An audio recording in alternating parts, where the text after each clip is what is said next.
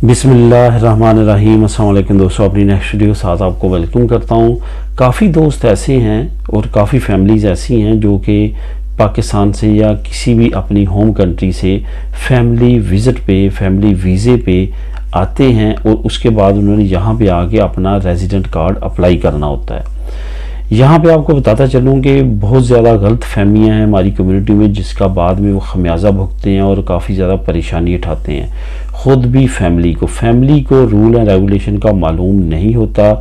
जिनके पास वो आते हैं उनको मालूम होता है, लेकिन वो केयरलेस होने की वजह से दोबारा वहीं पे खड़े होते हैं जहाँ से उन्होंने स्टार्ट किया होता है, यानी कि 0 = 0। होता क्या है, फैमिली बुलाने के बाद वो समझते हैं तमाम काम कंप्लीट हो गया, अब कोई भी परेशानी की बात नहीं है। अब ना तो हमें घर का कॉन्ट्रैक्ट चाहिए, ना मुझे काम के लिए कोई चीज़ चाहिए।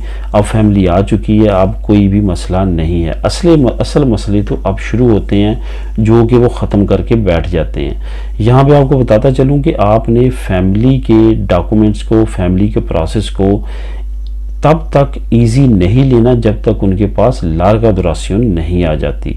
उसके बाद भी 100% इजी नहीं लेना, लेकिन काफ़ी हद तक आप इजी हो सकते हैं जब उनको लार्गा दुरासियोन मिल जाती है।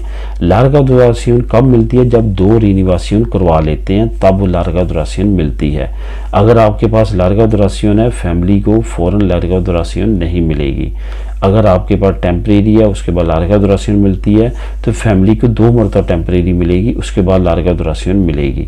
बेशक उनको पास 5 साल का कार्ड होगा, लेकिन वहाँ पे लिखा होगा टेम्परेरी। टेम्परेरी का मतलब है कि उनके डॉक्यूमेंट रिस्क पे हैं। इस बात को आपने लाजमी तौर पे समझना है। होता क्या है, हम वहाँ से फैमिली बुलवाते हैं, जिस घर में बुलवाते हैं वो घर छोड़ देते हैं जहाँ पे अच्छी नॉमिनल शो करके हम वहाँ पे बुलवाते हैं फैमिली को। वो नॉमिनल कम करवा लेते हैं ताकि टैक्स ना ज़्यादा देना पड़े। इसी तरह के और मामला है जो कर लेते हैं। उसके बाद जो है वो मसले मसाइल शुरू होते हैं। सबसे बड़ा एक और मसला है जो हमारी कम्युनिटी में देखा गया है, वो ये है कि हम बुलवाते हैं, उनके रेजिडेंट कार्ड बनवाते हैं और उनको वापस भेज देते हैं।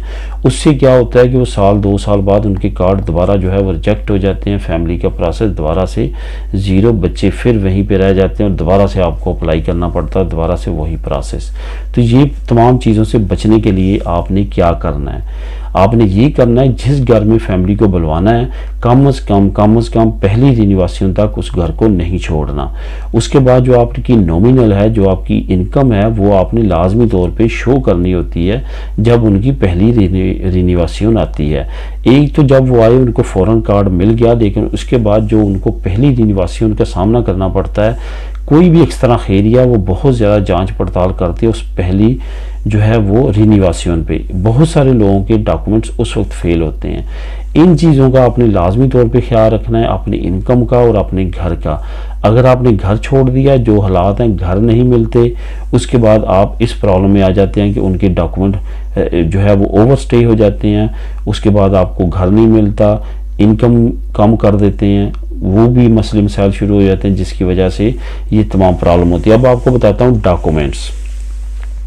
डॉक्यूमेंट्स आपको वही चाहिए जो आपने फैमिली पहली मरतबा पाकिस्तान से या अपनी होम कंट्री से अप्लाई करते हुए अरेंज किए थे। तकरीबन वही डॉक्यूमेंट जिसमें आपकी अच्छी इनकम, घर, ठीक है। अगर आपने घर जिस पे अप्लाई किया था अगर वो तब्दील कर लिया है तो फिर आपको इन4 में दोबारा अप्लाई करना पड़ेंगे, जो कि एक ख़ास बंदा आता है उनका, वो घर को चेक करता है कि यहाँ पे फैमिली रहने के काबिल है। फिर आपका कॉन्ट्रैक्ट में नाम होना चाहिए, तमाम चीज़ें वो चेक करते हैं। उसके बाद जो है आपका वो घर पास करते हैं। वो घर जो है वो इन4 में आपने दोबारा एक्स्ट्रा खैरिया को साथ लगाना है। अगर आपका घर वही है जिस पे आपने फैमिली पहली मरतबा अप्लाई की थी, फिर ये तमाम कुछ करने की ज़रूरत नहीं होती। तो दोस्तों, ये तमाम चीज़ों का आप ख्याल रखेंगे तो इंशाअल्लाह ताला कोई भी मसला नहीं बनेगा, ना रिनिवासियोन में और ना अंटिल लार्गा दुरासियोन में। मिलेंगे नेक्स्ट वीडियो में नई इन्फॉर्मेशन के साथ। अल्लाह हाफिज़।